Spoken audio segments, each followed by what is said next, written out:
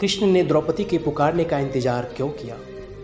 महाभारत में दुर्क्रीड़ा के समय युधिष्ठिर ने द्रौपदी को दांव पर लगा दिया और दुर्योधन की ओर से मामा शकुनी ने द्रौपदी को जीत लिया।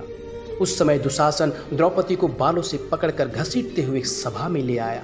जब वहां द्रौपदी का अपमान हो रहा था, तब भीष्म पितामह, द्रोणाचार्य और विदुर जैसे न्यायकर्ता और महान लोग भी बैठे थे, लेकिन वहां मौजूद सभी बड़े दिग्गज मुंह झुकाए बैठे रह गए। द्रौपदी को घसीट कर लाया जा रहा था।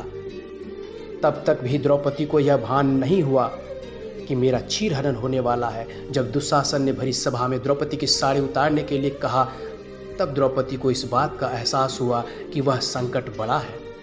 उस वक्त उन्होंने अपने सबसे प्रिय सखा भगवान श्री कृष्ण का नाम पुकारा, हरि हरि अभयम कृष्ण अभयम।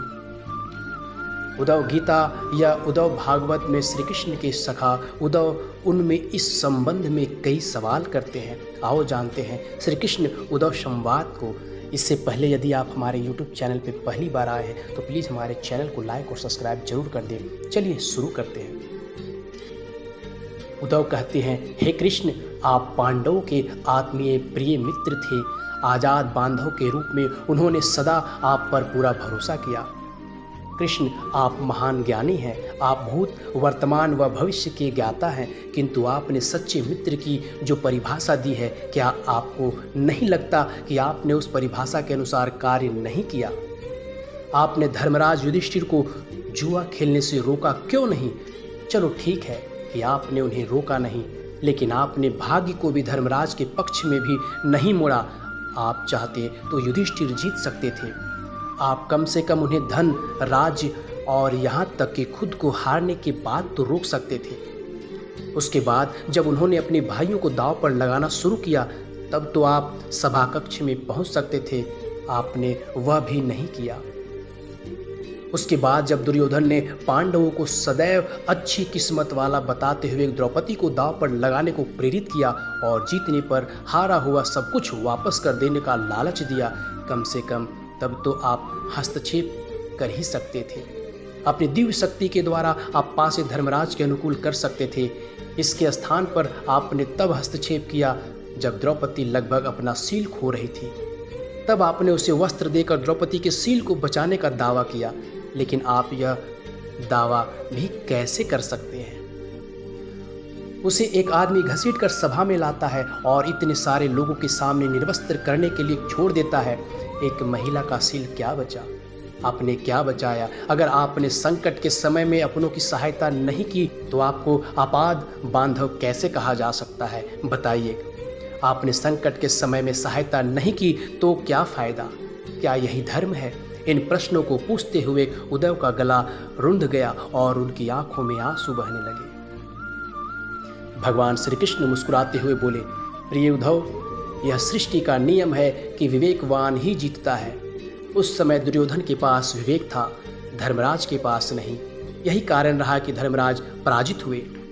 उद्धव को हैरान परेशान देखकर श्री कृष्ण जी आगे बोले, दुर्योधन के पास जुआ खेलने के लिए पैसा और धन तो बहुत था, लेकिन उसे पासों का खेल खेलना नहीं आता था, इसलिए उसने अपने मामा शकुनी को जुआ खेलने के लिए उपयोग किया। यही विवेक है। धर्मराज भी इसी प्रकार सोच सकते थे और अपने चचेरे भाई से पेशकश कर सकते थे कि उनकी तरफ से मैं खेलूंगा। जरा विचार करो कि अगर शकुनी और मैं खेलते तो कौन जीतता? पासे के अंक उसके अनुसार आते या मेरे अनुसार?